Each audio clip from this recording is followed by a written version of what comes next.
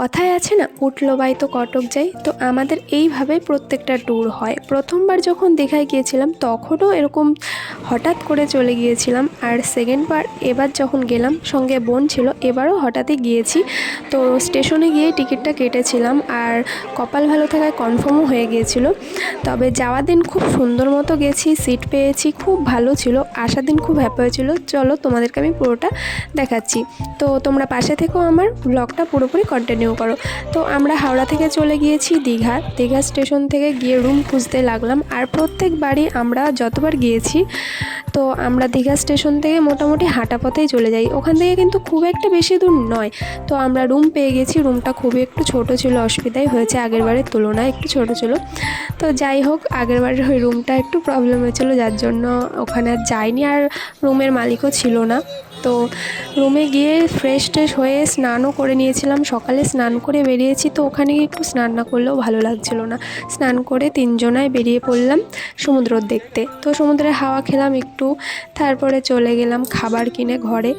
আর সব থেকে bad situation হচ্ছে খাবার ওখানকার। সত্যি কথা, খাওয়ার আগেরবার খুব কষ্ট পেয়েছি, যার জন্য আমরা এবার ঠিক করেছি যে আমরা নিজেরাই রান্না করে খাবো। অন্তত খাওয়াটা ভালো হলে না সারাটা দিন ভালো হয়। খাওয়া ঘুম এগুলোই তো আসল, তাই না? তো পরের দিন সকালবেলা চলে গেলাম সূর্য দেখতে, কিন্তু সূর্য মেঘে ঢাকা ছিল। আর তখন ওয়েদার রিপোর্টও বলছিল যে বৃষ্টি হওয়ার সম্ভাবনা আছে। মনটা খুবই খারাপ ছিল। তবে একদিনও বৃষ্টি হয়নি, একটু একটু পড়েছিল, কমে গিয়েছিল।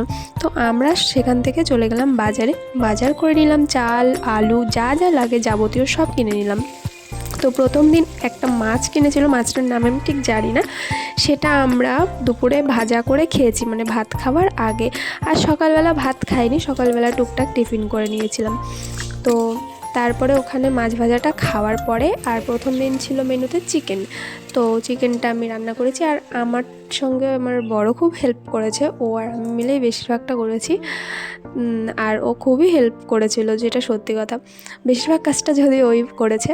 তো যাই হোক, তারপরে দুপুরবেলা খাওয়া দাওয়া সেরে নিলাম। সঙ্গে কাঁচা পেঁয়াজ, লেবু, শসা এগুলো ছিলই। তারপরে আমরা খাওয়া দাওয়ার পরে একটুখানি রেস্ট নিয়ে আবার রেডি হয়ে গেলাম বিকেলে বেরোনোর উদ্দেশ্যে। বিকেলে একটু মেঘলা ওয়েদার ছিল, যার জন্য আর অন্ধকার হয়ে গেছিলো খুবই তাড়াতাড়ি। তো কাছেই ছিল অমরাবতী পার্ক। আমরা যেখানে ছিলাম তার থেকে একটুখানি হাঁটার পথেই আমাদের অমরাবতী পার্ক। তো এই পার্কটাতে গেলোবার ঢোকা হয়নি, সময় হয়ে ওঠেনি। তো এইবার গেলাম বিকেলবেলা। তবে গিয়ে একটুখানি ছবি কিছুই তুলতে পারিনি, কোনো এনজয় করতে পারিনি। সন্ধে হয়ে গেছে, অন্ধকার হয়ে গিয়েছিলো। আর রোপওয়েতেও না একটুখানি পথ, অনেকটা টাকা নিচ্ছিলো, যার জন্য আর ওঠা হয়নি। আর অন্ধকারও হয়ে গেছিলো। ওখানে একটু টাইম স্পেন্ড করে বেরিয়ে চলে গেলাম সমুদ্রের পাড়ে। ওখানে গিয়ে সোডা খেয়ে নিলাম তিনজনেই। তারপরে বর একটা বাবেলস কিনেছিল, যেটা কিন্তু ফু দিতে হচ্ছিলো না, যেহেতু সমুদ্রে অনেক হাওয়া ছিল। একটুখানি হাত দিয়ে টান মারলেই প্রচুর বাবেলস হচ্ছিলো। আর সেই বাবেলসের মজাগুলো নিচ্ছিল একটা ছোট্ট বাচ্চা, ওর পিছন দিকটাও খেলা করছিল। যাই হোক, তারপরে ওখান থেকে বেরিয়ে গেলাম। আমরা একটু কিছু কিনবো হালকা পাতলা করে, ওখানে চলে গেলাম। ওই দুটো জিনিস, হ্যাঙ্গিংয়ের জিনিসটা কিনেছিলাম, আর তোমার চাবি রাখার একটা জিনিস কিনেছিলাম। তারপরে রুমে চলে গেলাম, খাওয়া দাওয়া করে নিলাম। রাতেও খাওয়া দাওয়া করে পরের দিন সকালবেলা আমরা রেডি হয়ে গেলাম মোহনার উদ্দেশ্যে। মোহনা জায়গাটা খুবই ভালো লাগে, গেলোবারও আমরা গিয়েছিলাম, এবারও গিয়েছিলাম।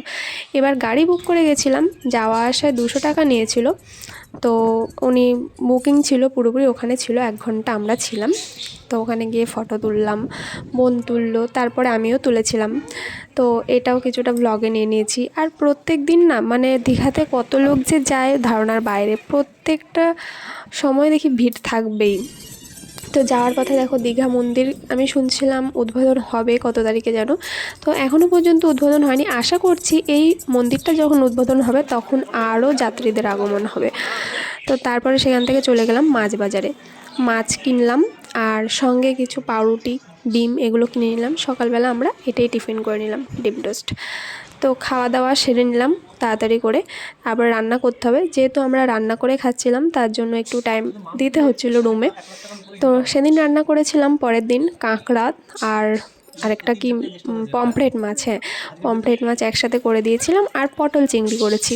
তো খাওয়া দাওয়াটা বেশ ভালো হয়েছে আমাদের, আর কিছু হোক আর না হোক, কিন্তু আর গেলেও আর খাওয়া দাওয়াটা সব থেকে জঘন্য ছিল, যার জন্য এবার এই সিদ্ধান্ত নেওয়া হলো। তো বিকেলবেলা আবার বেরিয়ে গেলাম, বেরিয়ে একটু আইসক্রিম খেলাম, সমুদ্রের ধারে বসলাম, একটু হাঁটাহাঁটি করে এলাম, ফটো তুলেছিলাম।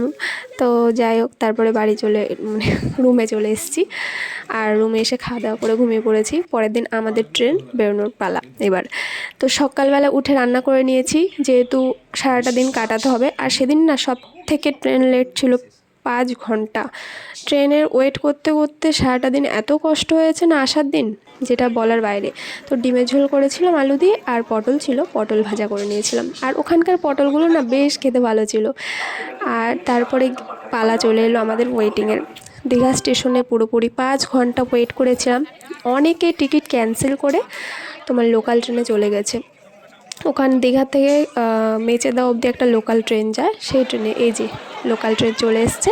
বেশিরভাগ মানুষ সব লোকাল ট্রেনে উঠে চলে গেছে, অতক্ষণ ওয়েট করতে পারবে না বলে। আর আমার খুব একটা ভিড় ভালো লাগে না, যার জন্য আমি বললাম থাক, আমি ওয়েটই করবো আর ফাঁকা ফাঁকায় যাবো। আর সেদিন না আমাদের টিকিটটাও কনফার্ম হয়নি, তবে আমরা যেহেতু কনফার্মের টিকিট কাটা ছিল, টিটি কিছু বলে না, তো সিট ফাঁকা পাওয়ায় আমরা বসে পড়েছিলাম। আর খুব মাথা ধরেছিল, 1 কাপ চা খেয়ে নিয়েছিলাম, লেমন টি। আর তারপরে আমরা খাবারও প্যাক করে নিয়ে গিয়েছিলাম, সেটা খেয়ে নিলাম ট্রেনের মধ্যে। আর তারপরে যখন ট্রেন থেকে নামলাম, হাওড়া থেকে ট্রেন ধরবো, সেই ট্রেনে বাপরে বাপ কী ভিড়!